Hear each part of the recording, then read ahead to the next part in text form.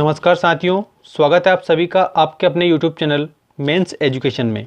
आज आपको महादेवी वर्मा का जीवन परिचय इस वीडियो के माध्यम से बताया जाएगा, जो कक्षा 10वीं और 12वीं की परीक्षाओं में जीवन परिचय मतलब कि जो कवियों का जीवन परिचय है ये 4 नंबर में आता है। तो आप इसे अच्छे से कंप्लीट कर लें।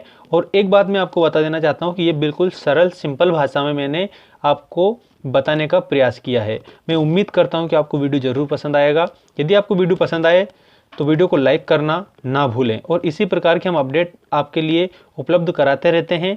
तो आप बिल्कुल चैनल को सब्सक्राइब भी कर सकते हैं और दोस्तों के साथ ज़रूर शेयर करें। तो चलिए स्टार्ट करते हैं महादेवी वर्मा का जीवन परिचय। श्रीमती महादेवी वर्मा का जन्म सन 1907 में फर्रुखाबाद उत्तर प्रदेश में हुआ था। ठीक है, महादेवी वर्मा का जन्म कब हुआ तो 1907 में हुआ था। कहाँ पर हुआ तो फर्रुखाबाद उत्तर प्रदेश में हुआ था।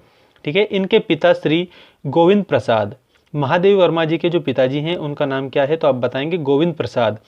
वो एक प्रधानाचार्य और माता हेमरानी एक कवयित्री थी। कहने का अर्थ क्या है कि इनके जो पिताजी है श्री गोविंद प्रसाद ये तो प्रधानाचार्य थे और माता हेमरानी एक कवयित्री थी। ठीक है, तो महादेवी वर्मा जी का माता का नाम क्या है तो आप बताएंगे हेमरानी। आपकी प्रारंभिक शिक्षा इंदौर में हुई।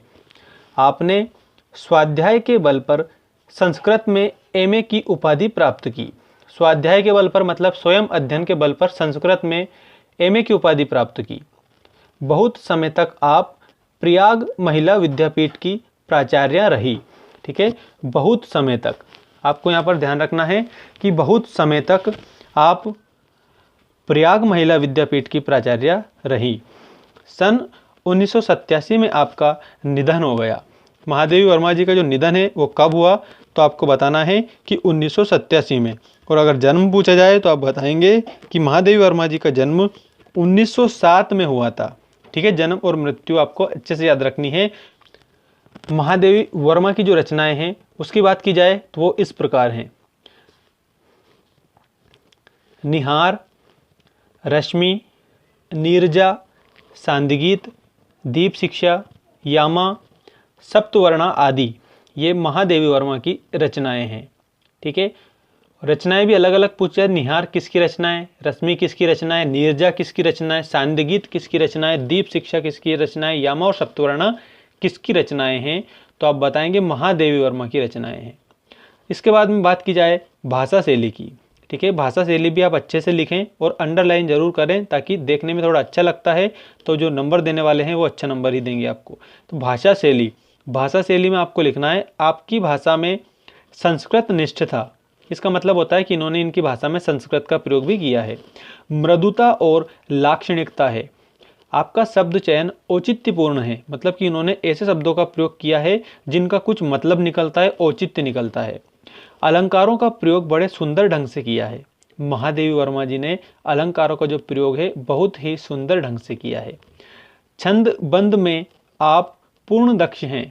छंद बंद में आप पूर्णतः दक्ष हैं। इसका अर्थ क्या होता है कि इन्होंने इनकी भाषा में छंदों का प्रयोग भी किया है। ठीक है, और काव्य की रचना की है।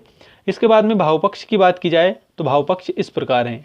ठीक है, भाषा शैली के बाद में आप भावपक्ष लिखेंगे तो उसमें आएगा महादेवी जी के काव्य में हृदय पक्ष जितनी सहजता और संपूर्णता से प्रस्तुत हुआ है वह अन्यत्र दुर्लभ है।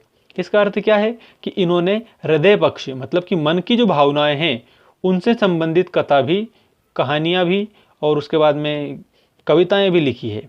अब बात की जाए रहस्यवादिता और छायावादी संस्पर्श से आपके गीत सीधे मर्म में प्रविष्ट हो जाते हैं। मतलब कि रहस्यवादिता के कारण और छायावादी संस्पर्श के कारण आपके गीत सीधे मर्म में प्रविष्ट हो जाते हैं।